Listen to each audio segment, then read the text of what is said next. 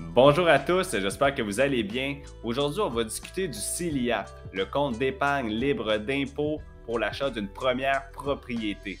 Donc, évidemment, si tu n'as jamais fait l'acquisition d'une première propriété et que tu penses faire l'acquisition soit prochainement ou éventuellement, bien ce vidéo-là est faite pour toi parce que je vais tout te décrire pourquoi le CELIAP, c'est quelque chose que tu dois vraiment mettre dans ton plan financier dès maintenant. Je t'explique tout ça maintenant. Tout d'abord, l'ensemble des informations que je vais discuter avec vous se retrouvent sur le site du gouvernement du Canada et sachez que la plupart des institutions financières également font la promotion. Donc, si vous voulez être sûr d'avoir des sources fiables et sûres, vous pouvez quand même toujours aller sur le site du gouvernement du Canada.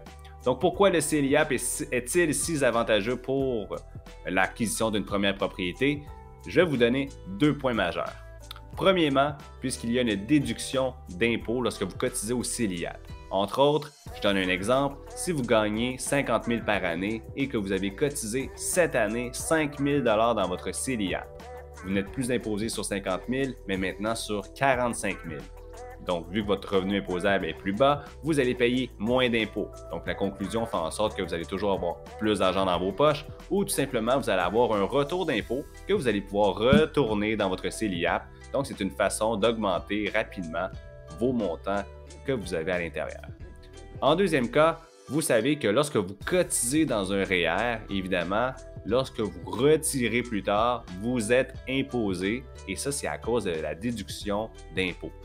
Lorsqu'on parle d'un CELIAP, vous avez également la déduction d'impôt. Toutefois, lorsque vous êtes qualifié pour l'acquisition d'une première propriété, l'ensemble des montants que vous avez cotisés dans votre CELIAP ne sont pas imposables. Ce qui veut dire que finalement, vous pouvez mettre une plus grosse mise de fonds ou encore là, ce qui est encore un point intéressant du CELIAP, c'est qu'une fois que vous êtes qualifié pour retirer les montants du CELIAP pour l'acquisition d'une première propriété, il est prouvé que non seulement vous pouvez prendre la proportion complète du montant pour une mise de fonds, comme vous pouvez décider par vous-même de mettre la moitié en mise de fonds et l'autre moitié pour d'autres biens, soit des meubles, l'acquisition tout simplement frigidaire.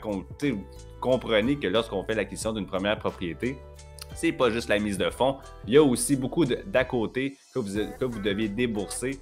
D'où l'intérêt du CELIAP de ne pas être imposé lorsque vous le retirez du compte.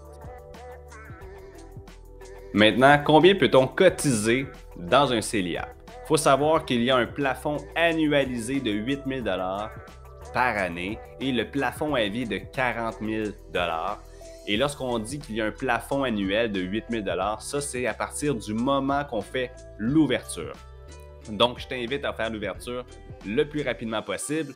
Maintenant, tu peux également transférer des sommes d'un autre CELI ou d'un REER dans ton CELIAP. Mais sache que la limite autorisée est toujours de 8 000 par année jusqu'à concurrence de 40 000 dans ta vie au complet. J'ai un exemple ici que j'apprécie énormément, c'est l'histoire de Juliane qui a ouvert un CELIAP en avril 2023. Elle a fait la démarche pour transférer 8 000 de son REER et elle croyait aussi pouvoir mettre un autre 8 000 dans son CELIAP, mais on comprend que c'est 8 000 total, donc évidemment, on ne peut pas effectuer plus que 8 000 en transfert ou en cotisation dans la même année. On peut également contribuer à un mix des deux. Ici, on voit que quelqu'un fait un transfert de 7 500 de son REER à son CELIAP. Bien, elle avait encore un droit de cotisation de 500 de plus qu'elle pouvait faire dans son CELIAP pour atteindre le 8 000.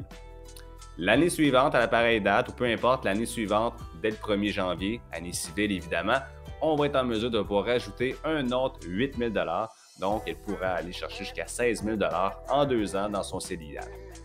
Évidemment, c'est pas parce qu'on a une possibilité de cotiser 8 000 par année ou jusqu'à 40 000 dans sa vie que, année après année, vous allez trouver les liquidités pour cotiser le maximum. Donc, c'est la raison pourquoi il est possible de reporter les droits inutilisés de participation au CELIAP. En fait, on a le droit de reporter jusqu'à 8 000 à l'année suivante. Je vais vous donner deux exemples. Quelqu'un qui veut reporter d'une année. Donc, on reprend encore une fois Juliane qui, en 2023, a fait l'ouverture de son CELIAP. Elle y a cotisé 2 000 $. Donc, si on fait le calcul, 8 000 moins 2 000, il reste encore un droit de 6 000.